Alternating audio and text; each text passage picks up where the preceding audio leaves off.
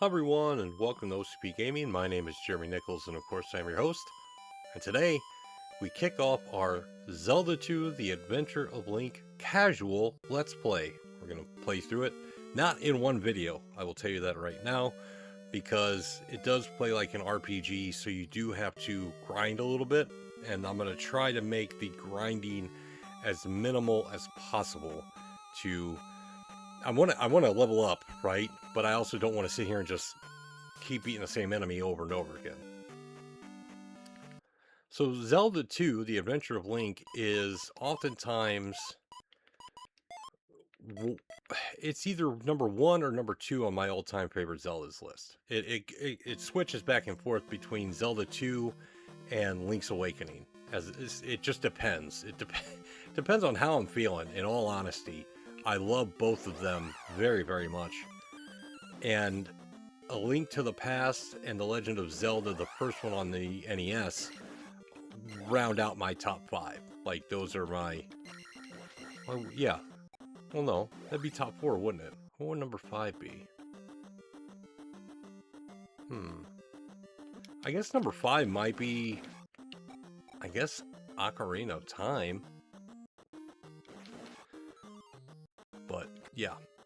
Zelda 2 was one that, as a kid, when we got it when it came out, we struggled with it, right?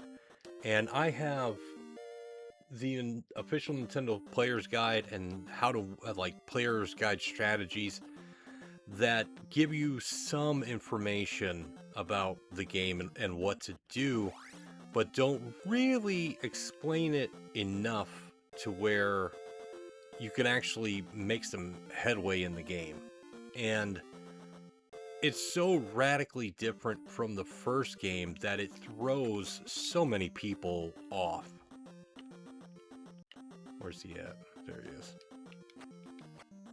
And so many people are just caught off guard by it that they can't handle it. Like, it's too hard for them because it's not like Zelda 1, which Zelda 1 is not a walk in the park by any means, but its challenge is it's a different kind of challenge.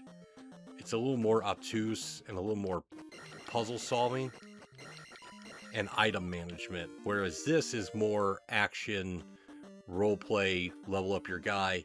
So I know a lot of people that go, oh man, Zelda 2 is so hard. It's not really hard if you level up Link. And that's what a lot of people don't grasp about the game, is that you have to level up. I mean, let me rewind that. You don't have to level up.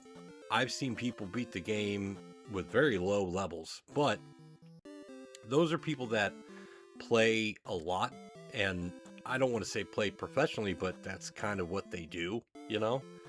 So for an average player, you need to level up Link. You have to treat it like it's an RPG, and a lot of people don't get that even now in 2026, that, you know, it is an action RPG, but it has really heavy RPG elements. And like, you don't go in and play a game like Dragon Warrior or Final Fantasy and go, oh, it's too hard. Like, you know, it's turn-based RPG, so you have to grind, right? For whatever reason, people can't do that here, and they get confused, and then they go, oh, it's too hard. Like, every time I see a video on like Watch Mojo or anything like that on YouTube where they talk about the hardest old school games, they'll bring up Zelda 2, and they always mention Death Mountain, which is very much at the beginning of the game, really. But I never found it that hard, even as a kid, because if you do it right, you're kind of coming along, you know, gameplay wise, to where you've learned how the enemies work, and you've leveled up probably 2 or 3 times by that point if you're actually killing enemies. Now, if you're just avoiding enemies, then you're going to have a problem, right? But you essentially have to treat XP as, instead of money, you know, like you always beat the enemies in the first game to get money, right? So you can buy stuff. Since there's no economy in this game, there's no shops, you have to treat the bad guys and the XP like money, where you need to kill them to get the XP. It's, you know, but it throws people off, and it was a challenge when I was a kid, and when I became a teenager is when I really sat down and was like, I wanted to beat the game without the Game Genie. That was my first thing, because I had never beaten it without the Game Genie, and I'm like, I gotta do this, right?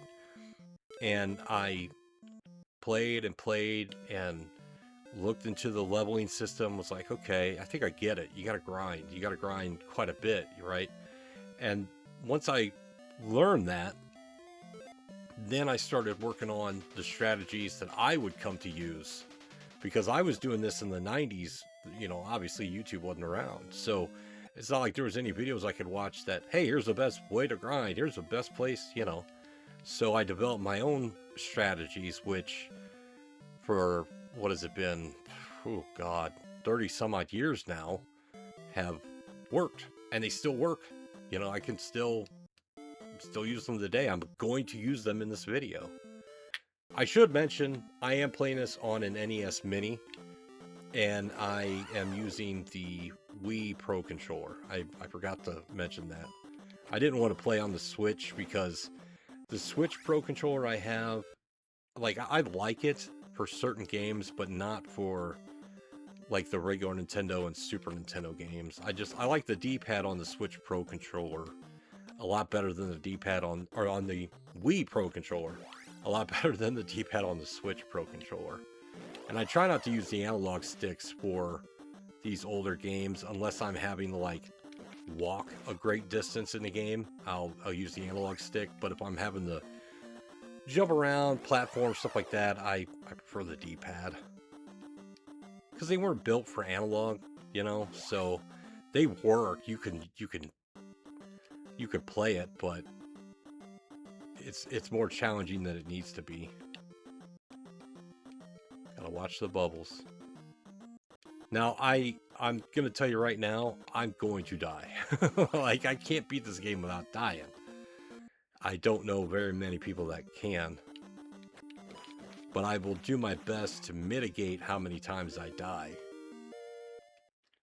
And my hope is that, even though you've probably seen this playthrough, what would you think? Thousands of times on YouTube, if not millions, maybe? It's gotta be up there, right? Hopefully, you watch this and you take something away from it that you didn't see anywhere else, or maybe it reminded you, you know, hey, yeah, I can do that. And also, I hope that once you see that a random guy in his 40s can topple this, you can too. It's not impossible. It's going to take us a few videos because it's a long game, but it'll be fun.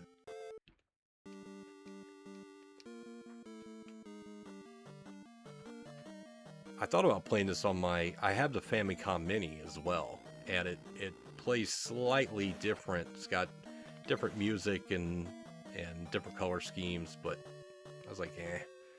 I love my Famicom Mini, because I've never had a Famicom before, and it's the closest thing I've gotten.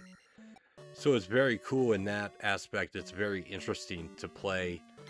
There's only a couple games difference from the Famicom to the NES Mini. But the most glaring difference is the controller. They're hardwired into the system, and they're incredibly small. Like, they can't be the full-size controllers. And, like, the Mini is supposed to be a mini Nintendo, that's fine. But the Mini NES doesn't have mini controllers. It has regular-sized controllers. And I just think if the Famicom Mini, if their controllers are what the actual Famicom controllers were, which I don't believe they are, size-wise, God help us, man. It's rough to play. I can play for about half hour to 45 minutes, and then it starts hurting my hands, and I gotta stop. But I got it because somebody was selling it on Xbox, or not Xbox, Xbox, on Facebook Marketplace, and they wanted I think it was like $45 for it. And I don't know if they didn't know what they had, but I wasn't gonna be like, here's $100. And this was back in like 2018 or 19, so it was still pretty early in the Nintendo Mini debacle where you couldn't get one for less than like $800 and shit. So I felt lucky. I did get an NES Mini when it first came out. Well, I'll take that back. Let me rewind. On the second run they put out, the first run, I saw it and I was gonna buy it, and I thought, nah, I'll wait till I get off work. And by the time I got off work, it was gone. But then my wife, who was at the time, who was just my girlfriend, I was at work, and the Walmart local to us, I called and they were getting 2 in. That's all they were getting was 2. And I said, well, when do you guys plan on putting them out on the shelf? And they were like, well, at midnight. Well, I had to work until 1 or 2 in the morning. And I asked my girlfriend, my wife, but I asked her, I was like, can you go and pick this up and I'll give you the money? And she said, yeah. So she got up there around 10, and she's like, well, I don't see a line or anything, but they're not out yet. It just so happens that one of her friends worked at Walmart in electronics. Like, she knew this guy, and they were chatting for a second, and she's like, hey, do you have the NES Mini back there? And he's like, yeah, we got to put them out at midnight. And she's like, oh, I need to get one for my boyfriend. And he's like, oh, I'll go get it right now. So he went back and got it and gave it to her. It was so awesome. I was like, that's great. There's no wonder why I married her. She got me the NES Mini. I mean, I paid for it, you know, but the Famicom Mini, that was a lucky find for me, and I was like, cool. So I love it. I've got 2 NES Minis, one mod and one not. SNES Mini, I got Sega Genesis Mini 1 and 2, which are neat, because I didn't have a Sega growing up, so getting a chance to play. I've bought Sega collections on like Steam and Switch and stuff, but being able to play with a legit Sega controller is, you know, obviously a little bit more authentic.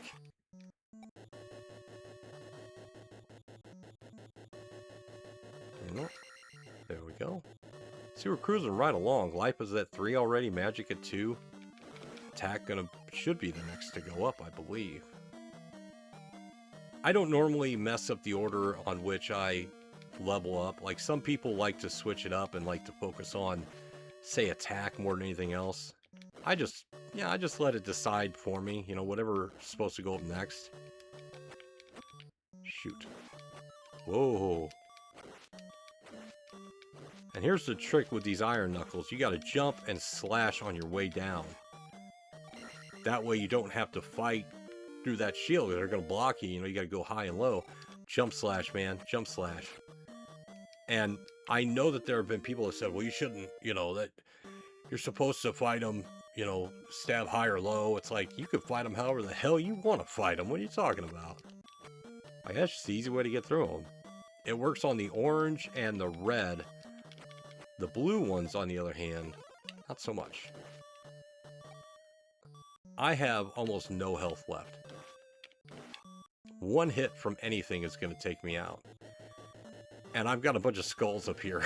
There's no way I'm getting through this without dying. If I can get to the ferry, but I got to get up the elevator and get down there. Here we go. Here's the skull room. Maybe I'll get lucky. The fast one is the one you got to worry about. No way. We got a chance. We got a chance to get to that ferry. If we can get to that ferry, could be alright. There we go. Oh yeah, we got the ferry. Here we go. Look at that. I'll take that, thank you. I do the majority of my grinding through Death Mountain, and a lot of mistakes that people make when it comes to Death Mountain is that they'll try to play through Death Mountain. It can be confusing, you know. You have to learn the path, but a lot of people go through it and then try to get the hammer and get their asses kicked. I go through it and I go get the down stab, the down thrust, and then I go back and get the hammer. Because it's so much easier to not only get through there and get the hammer when you have the down thrust, but you can grind more too. We're going to level up 2 more times here. We'll level up 1 more time before we get to the boss. There we go. And then we always level up when we beat a palace. And one of the tricks you can do is you can beat a palace, but don't put the crystal in. And then you just backtrack your way out of the palace. And when you come... No way. Golly, we're so close to leveling up again, huh? We may run... Well... So, if you... We may level up... I don't know how many points he's going to give us here. Let's find out. I think it's 150. It'd be cool if he dropped a points bag, but as far as I'm aware, bosses never drop point bags. Jump thrust, or jump stab. Use your shield. Some people use the jump spell, but for me, that makes me jump... makes me jump too high. I thought he had us there. There we go. Let's see. Can we level up one more time, please? Come on, come on, come on. Only 50. Well, if we put the crystal in and we leave, it's going to make us level up. But let's leave. And then go back in. And we'll just go down there, and on our way, we'll level up again. And I think the next one is... Gosh. Life or magic? That's the one thing I wish they did, was I wish they made it to where you could check which the next one to go up is while you're working on it, you know, while you're working on grinding.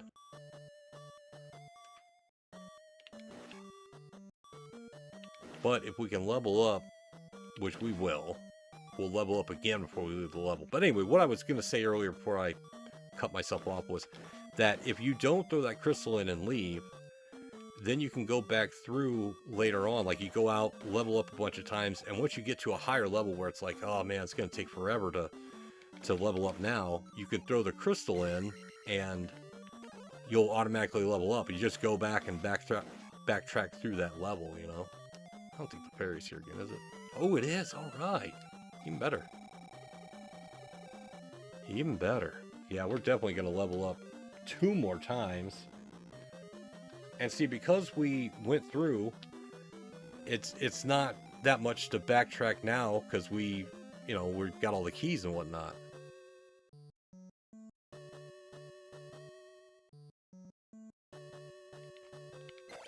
Bring him down towards us here. Nope. Boom. Oh, we need 10 points.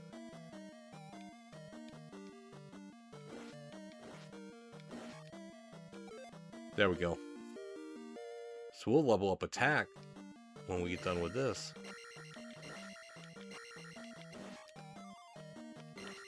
Oh yeah, no.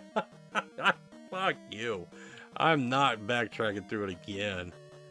I mean, we could, but maybe we'll do it. I don't know. Give me another 200 point bag, dude. How great would that have been?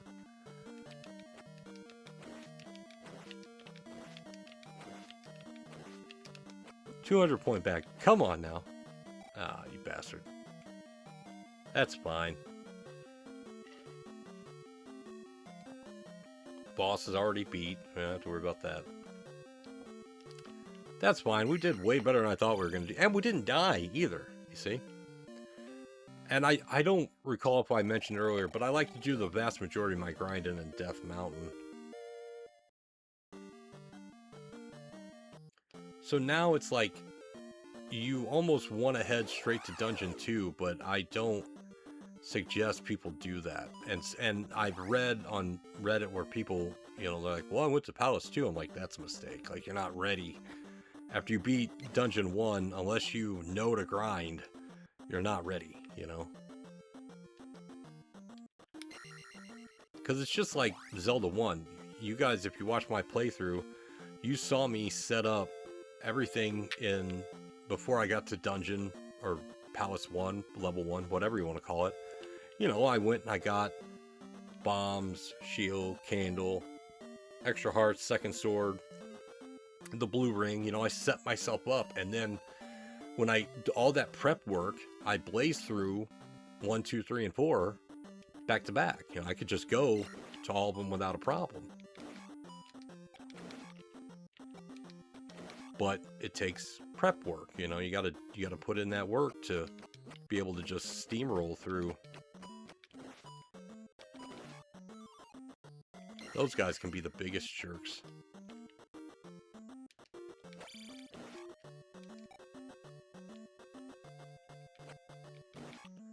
I can remember being a kid and making it to this cave and not having the jump spell, because you don't need the jump spell to get to this cave, but you need it to get through the cave. And I can remember getting to the end of this cave and not being able to jump.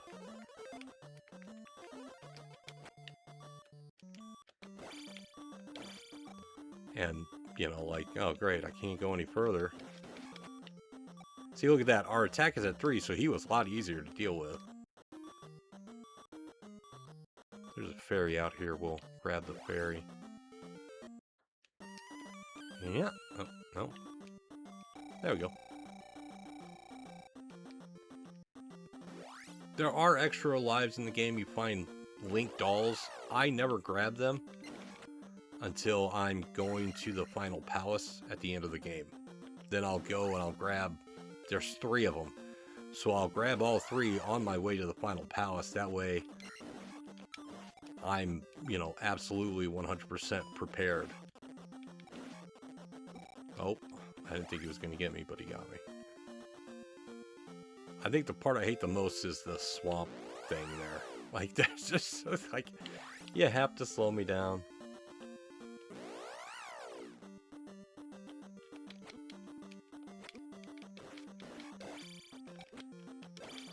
There we go. Now, this part here, I swear to you, I found this playing one day on my own. Like, we did not know where this guy was, and I was just walking around and found it. Just happened to find it. Alright, now we can cross the river. And if you enter in from the top, you can just enter in... Oop, I went the wrong way. But if you try to enter in from the sides or underneath, you'll get one of these sub-screens. And I don't know what those things are, but for some reason, I always thought they were cats with bandanas on their faces. I still think that now. Every time I see them, I'm like, oh, yep, there's the bouncing cats. Always duck down when these guys come out of the water at you, like when you're facing them. Because sometimes, like that, they fire a fireball. You don't want to get hit. Didn't mean to do that. There we go. What town is this? Watertown. Well, no, hold on. Watertown of what? Saria? Yeah, it's funny when you play this after playing Ocarina of Time and realize where they got all the names in Ocarina of Time. Now, let's settle something right now. If you've never seen this before. Link talks. Right there. He says an entire sentence. I found a mirror under the table. Just settle that right now. People often overlook that.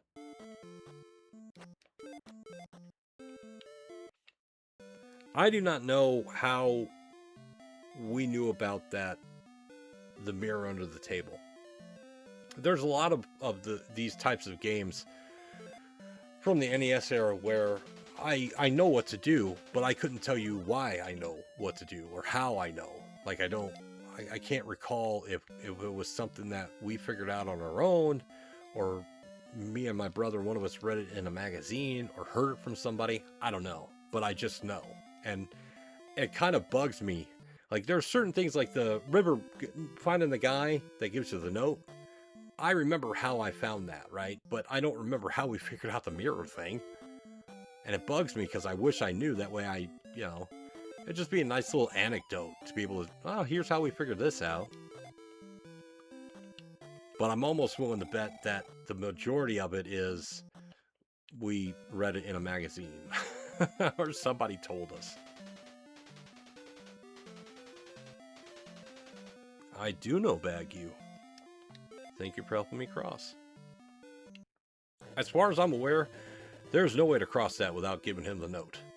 Like, I mean, I guess if you have the fairy spell, but you're not going to have it yet. But as far as I know, there's no way to cross that without giving him the note.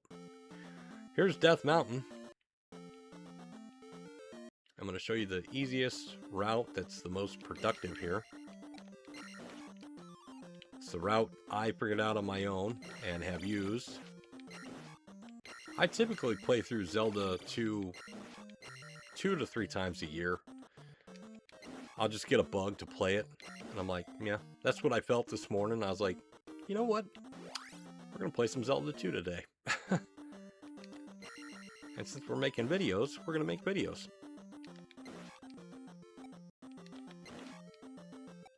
This is going to sound random. I'm well aware of that. But I was looking over the Nintendo Switch Online, the Super Nintendo app, and it dawned on me that I have never actually completed Yoshi's Island Super Mario World 2. And I thought, you know what, I'm going to play it. And then I thought, I should save that and play through it for YouTube. And since I've never played it, let me take that back. I have played it, but I've never beaten it.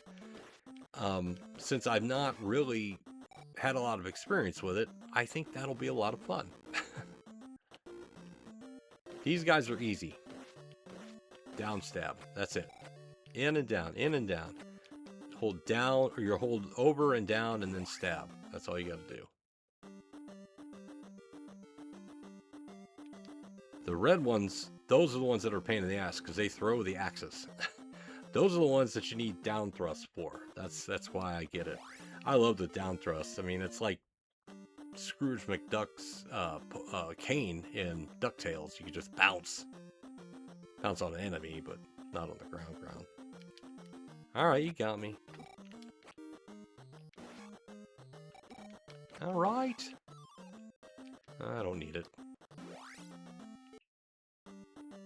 This is where I wish I had the down thrust, but it's all right. It's fine. We'll just come up here.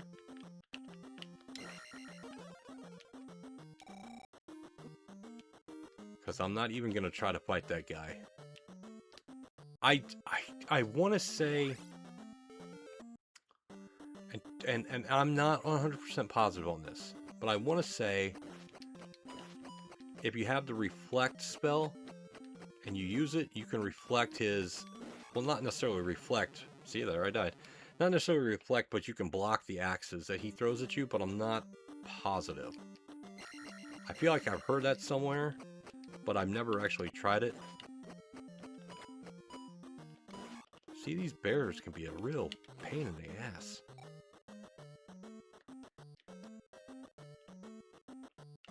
Try to lead this guy over.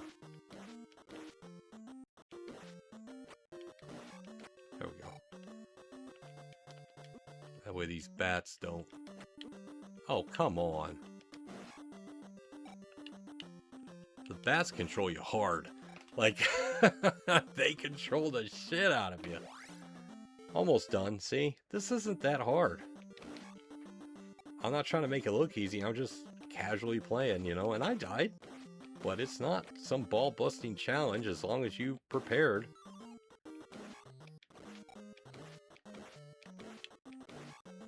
Let's use a... No! Oh! Perfect! I used life and the magic went up. Look at that! Way to do it. Yep.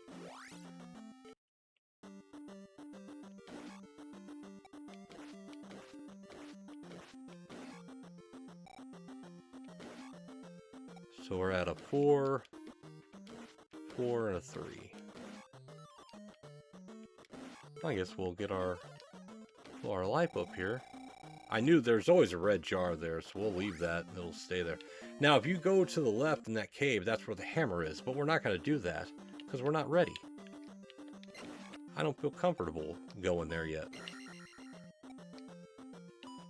If you want to challenge yourself, do it, but don't complain when it's too hard. It's that simple. That's Death Mountain. That's all it is. It's not that hard. The Great Palace, like, and that's what kills me. I mentioned Watch Mojo videos and other videos earlier.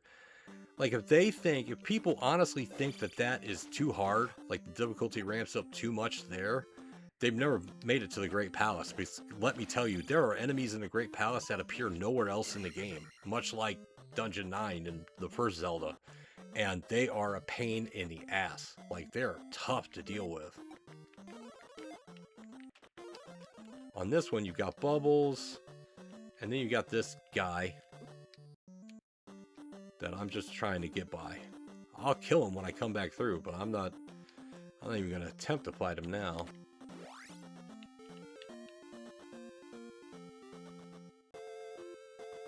Once you get the hammer, you really won't see, like, you really won't go back through Death Mountain or that bridge area at all.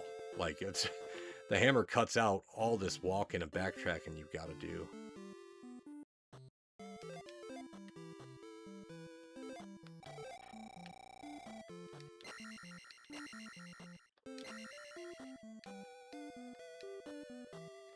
There are two things to get in this town. One is the down thrust, which is in here, and the other is the fairy spell, which you can take to level 3, but you have to go get some medicine for a person. And you could do that if you wanted to. I'm just gonna wait until it's time to go to level 3.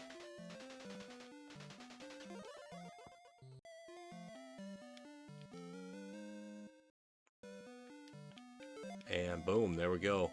That's a difference maker. Like, I can't understate enough how important it is to have that move. I think we got enough time to get the hammer. I don't believe we have enough time to beat level 2 in today's episode, but we'll be prepared for level 2 and level 3 whenever we do our next episode. So now that we got the down stab, just head back.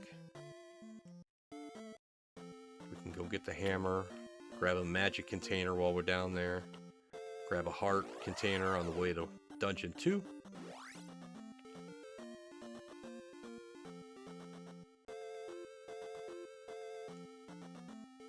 These early Zelda games, there's a lot of setup for the first level. Like, I mean, you don't have to, but there's a if you do all the setup, obviously it makes it easier. There we go. See? But once you do, the setup between levels gets much shorter and much easier. It's just that opening you've got to kind of get through. That guy's a jerk. Some of these enemies take away your magic points, like your experience points. Like the horse guys in Dungeon 1 that run at you and kind of appear randomly throughout the game. I believe they hurt you and take XP. So it's like a double whammy. I knew that was going to happen. As soon as I jumped and I saw him shoot, I'm like, oh, that's it. Cheap bastard.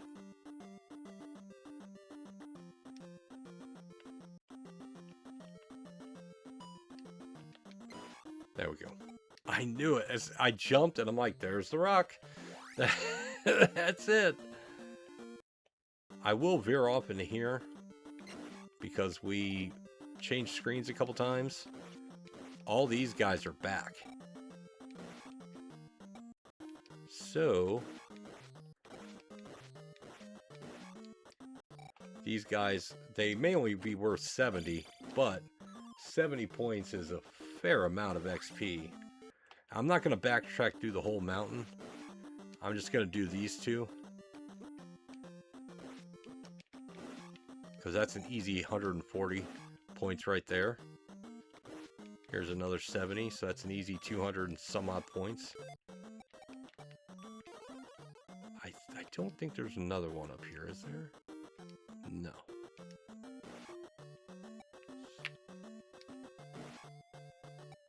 And we still have that red jar that we can collect.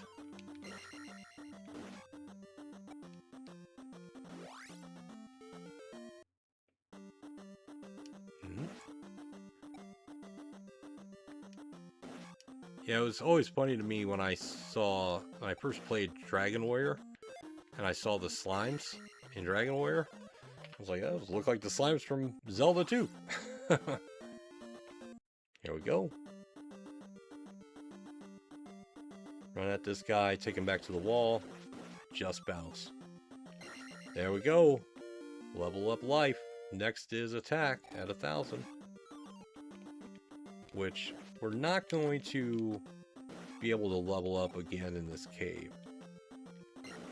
If we wanted to grind, we could go out and come back in. We could also take a death, which should respawn all the big baddies, but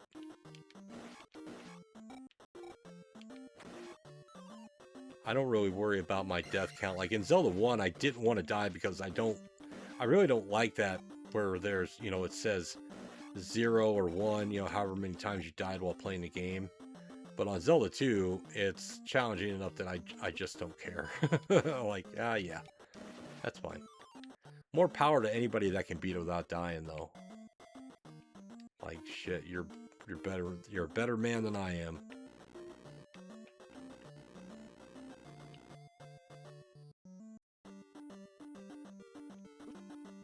I wanted to, yeah, there we go.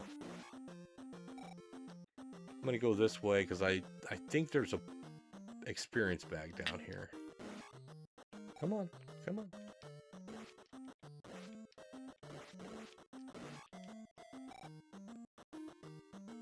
If you can take those guys out, clearly it's an easy 100 points. Oh no, the magic. But you know what? We'll get our life back. There we go. Now we're cooking with fire.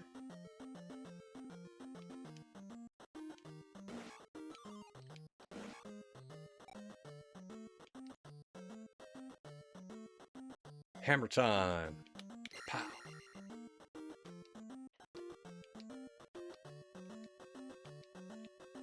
Once we finish Zelda 2, I haven't decided if I want to do A Link to the Past next, or if I want to jump to Link's Awakening. I mean, going in release order would be A Link to the Past, but I love A Link's Awakening so much. Okay, I got you, buddy. There we go. All right, and hammer time. Yeah, it's all that matters. I can die now. I don't care. I got the hammer. It makes life so much easier when you die to have the hammer.